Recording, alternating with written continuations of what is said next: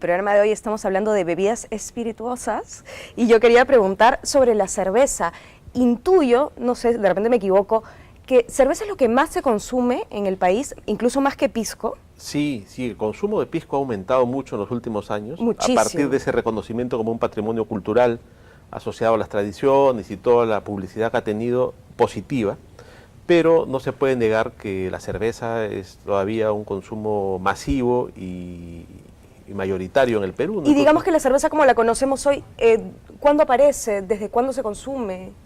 La cerveza, bueno, tiene en el Perú más de 100 años, ¿no? Pero su consumo masivo ya es del siglo XX, Es más reciente. de los años 30, 40, y va empezando a cubrir grandes espacios populares, ¿no? Las fiestas populares como la Candelaria, la fiesta de San Pedro en las zonas de pesca, están asociadas a grandes consumos de cerveza. Claro. Es una llamada de atención para nuestros colegas, porque yo he encontrado muchos estudios serios sobre la historia de la cerveza, por ejemplo en Argentina y en Chile, que supuestamente son países vitivinícolas. Sí. Sin embargo, no tenemos estudios serios sobre la historia, el consumo, ¿no? La cuestión social de la cerveza en el Perú. Claro, las primeras fábricas de cerveza son de la segunda mitad del siglo XIX, pero como bien dice Luciano, su consumo para que penetre al interior del territorio y se convierta en masivo va a tener que esperar algún tiempo, porque además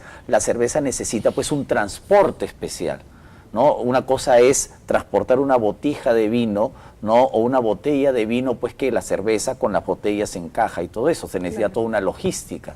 Claro, y ahora, lo que es interesante sobre la cerveza es que ahora hay una gran cantidad de productores artesanales de cerveza. Incluso hay una asociación de productores de cerveza que están, bueno, en un crecimiento interesante, producen muy pequeñas cantidades, pero cervezas de diferentes granos y están saliendo productos muy buenos. Y tengo entendido que están pensando pronto en hacer un lanzamiento de esta asociación con una gran feria de la cerveza artesanal del Perú, que va a ser muy interesante. Eso es bueno, porque y es una buena noticia para los pequeños empresarios, porque en realidad producir cerveza, comprar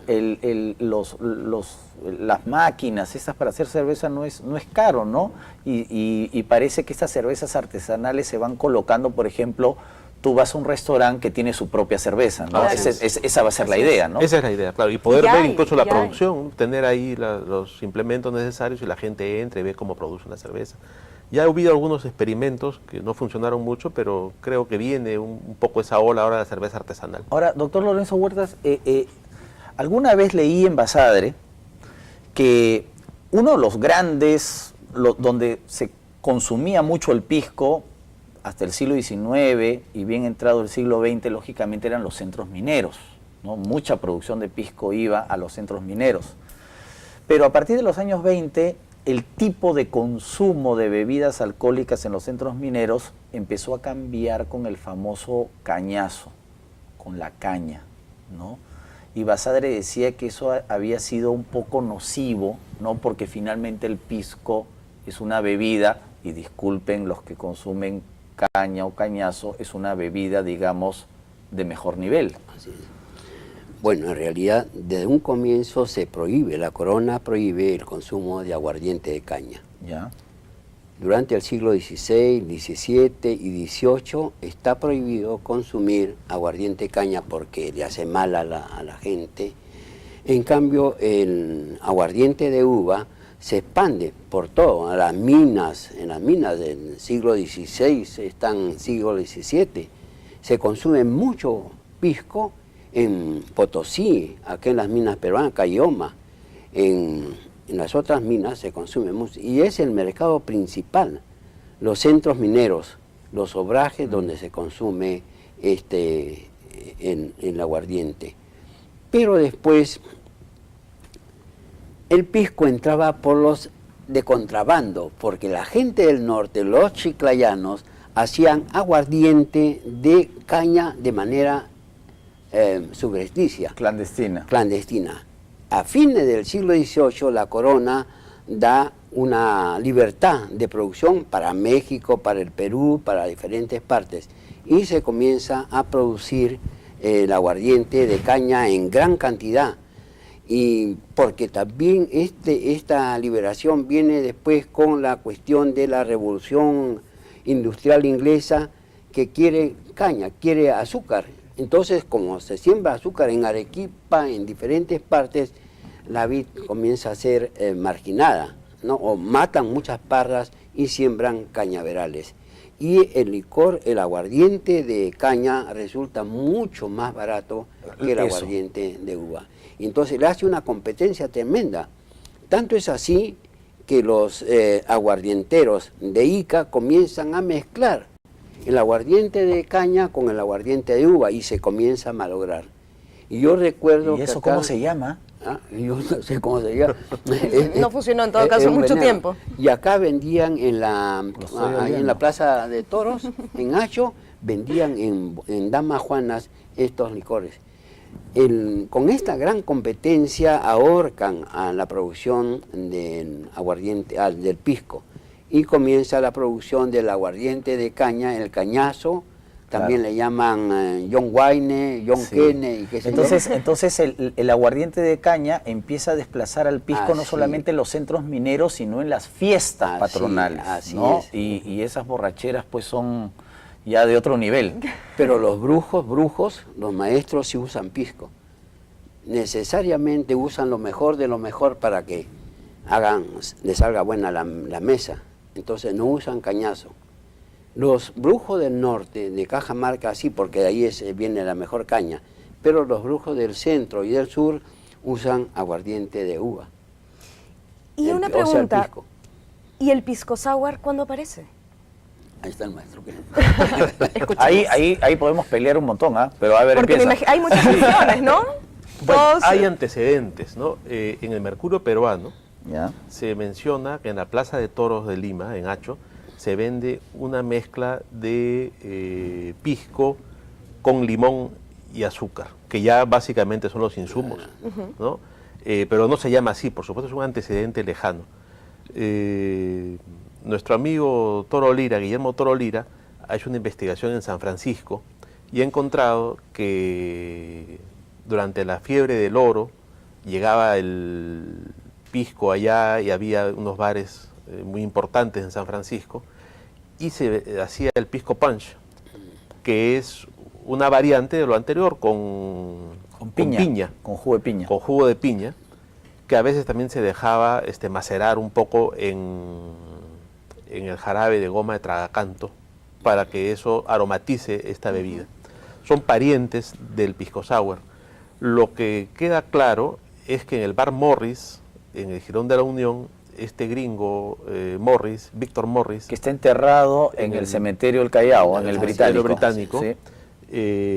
Es el primero en promocionar con ese nombre el pisco sour en publicaciones en Lima, incluso en publicaciones en Santiago de Chile, donde... ¿En qué año, perdón? Esto es en 1915, Lorenzo, ¿no es cierto? Sí, en 1915. Y Luis Alberto Sánchez, entre otras personalidades, iban al bar Morris, que estaba en la calle de Bosa, en el Jirón de la Unión, a tomar el pisco sour. Se ha encontrado recientemente un recetario de 1890, yo lo tengo, que dice coctelito. Coctelito, ¿no? Y que mezcla pisco con limón, azúcar y clara de huevo. Y es un pisco sour con otro nombre. Claro. Lo interesante es que la mezcla ya estaba. Ya estaba ahí. O sea, ya se hacían cócteles con los cuatro, con el limón, el azúcar, el pisco y la clara de huevo. ¿No? O sea, la mezcla parece que Morris lo perfecciona. Claro, lo fija de alguna manera y le pone el nombre, ¿no? Que es una familia de cócteles, ¿no? Hay el whisky sour, hay otro sour por el limón. ¿No es cierto? Sí, Morris vive en Cerro de Pasco, ahí tiene su cantina. Y en Cerro de Pasco, cuando uno va, le sirven un calientito, ¿no? Le echan emoliente, le echan su pisco o el té piteado, y un poco de limón, ¿no? Posiblemente este hombre estuvo viendo en diferentes sitios. Claro, el problema es que Morris va a trabajar a Cerro de Pasco y cuando estalla la Primera Guerra Mundial, baja la producción, lógicamente mineral, prácticamente se queda sin trabajo, entonces viene a Lima y pone el bar. Así es, ¿no? Sí. Y ahí nace aparentemente el pisco sour, ¿no? Y la versión de Luis Alberto Sánchez también, él decía que derivaba del whisky sour, no, del whisky sour, pero Sí. hasta que apareciera en los libros lo del Val Morris, la gente asumía que había sido en el Maury.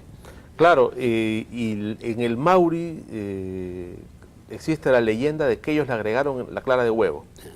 No porque es una manera de decir, sí, somos los inventores, pero no queda claro de dónde viene todo esto. Hay varios barmanes o bartenders ilustres en esa época que van de un bar a otro y van llevando la receta de Morris, se va al Bolívar, la del Bolívar se va al Maury, la del Maury aquí y allá.